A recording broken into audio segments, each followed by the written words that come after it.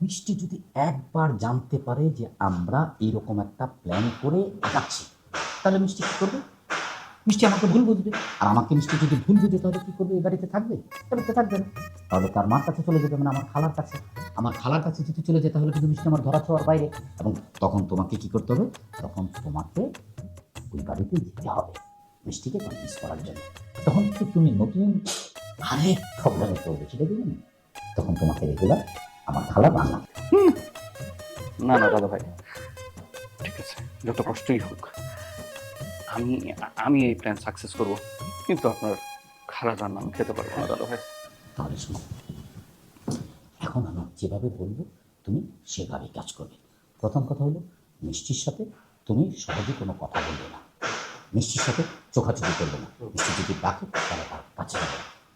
সহজ কথা হলো, মিষ্টিকে তুমি অ্যাভয়েড করবে, ঠিক আছে? আর ওই যে প্রেম, প্রেম প্রেমটা তোমাকে করে ফেলতে হবে, এবং সত্যি সত্যি প্রেম না। আরে, আমি বিয়ে না করতে পারি, প্রেমটা তো রুচি, আমার সহযোগিতা করলে আমি তোমাকে হেল্প করবো। আমার একটু কষ্ট হবে, আপনার হেল্প ছাড়া না আমি কোনোভাবে এটা করতে পারবো না। আমি করে দিব, তুমি কোনো হেল্প করছো, ঠিক আছে তাহলে?